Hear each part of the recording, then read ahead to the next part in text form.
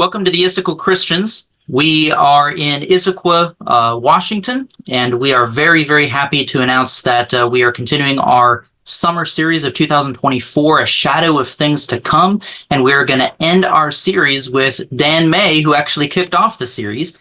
And this last lesson is on August 29th. All of our lessons are on Thursday nights at 7 p.m., and we really hope that you can come see all the lessons.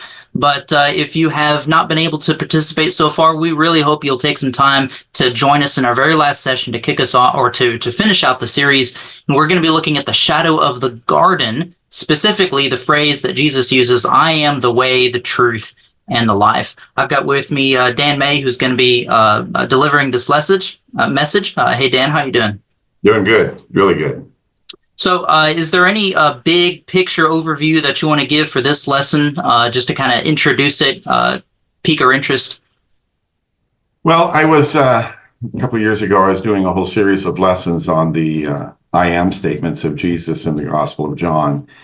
And when I came to John 14:6, where Jesus said, "I am the way, the truth, and the life, and no one comes to the Father except by me," I wanted to do more than just simply define what that meant, just kind of have a cold discussion of it.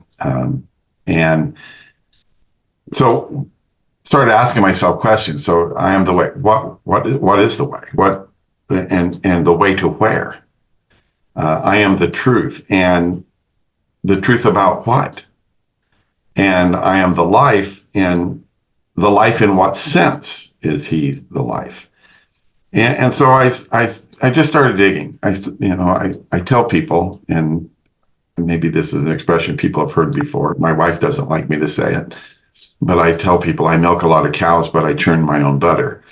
And so I get a lot of information. I try to get as much as I can, because I don't know it all. And there are a lot of people that know a lot more than me, but I can take a little bit here and a little bit there, and I can pull it together and formulate a lesson that's really mine, that I'm not plagiarizing somebody else with.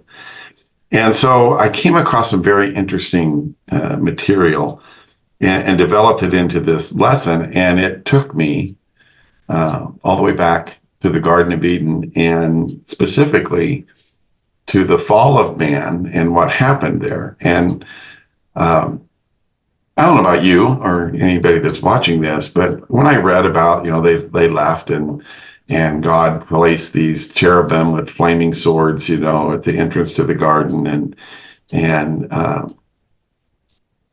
never paid much attention to that. I didn't.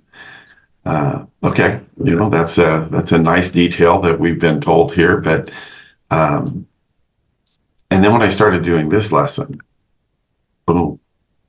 It makes all the sense in the world. And then as we come through the Bible history with the tabernacle and the temple, and then Jesus, it just comes together like that. And I have I've been preaching for over 40 years, almost 45 years. And I have come to appreciate the fact that, and I tell people this all the time, there's lots of truth in God's word, and a lot of it is right there on the surface. You can just find all kinds of treasures right on top. But you want the really good stuff, you got to dig down. And so Proverbs chapter 25 and verse 2, that, it's the glory of God to conceal a matter, it's the glory of kings to look them up. Really, my goal in this lesson is to make all of us kings, and to uncover this thing that's been right out there, not right out in the open, but buried a little bit, and ferret this out, because it is so amazing.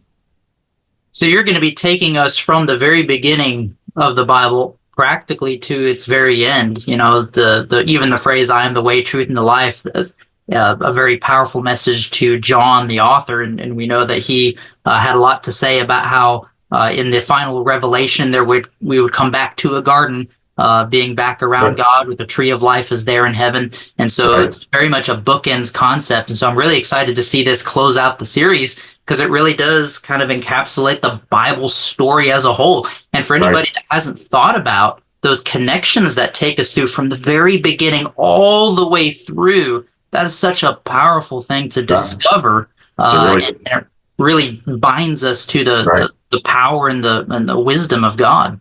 And if you're like me, when you see that, you go, man, why didn't I see that before? Why didn't I see this 20 years ago? Yeah. And for me, I'll tell you why, is because I do a lot better job studying now than I used to.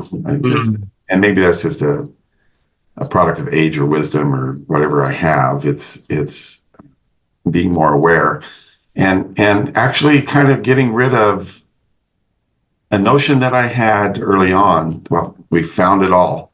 It's time to just defend and not search and discover anymore.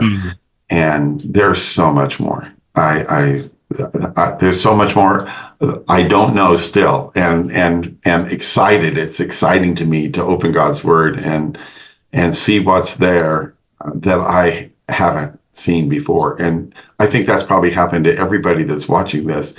That somebody will say something and say, "Whoa, I never saw that there before."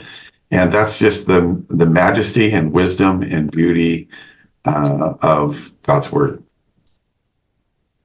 Absolutely. Well, I'm really looking forward to it. Hope everyone can make it out. Again, we're closing the series on August 29th, but we're going to have lessons throughout the summer, Thursday evenings, 7 p.m. every time. Everything is free. Everyone is welcome. I hope you can make it.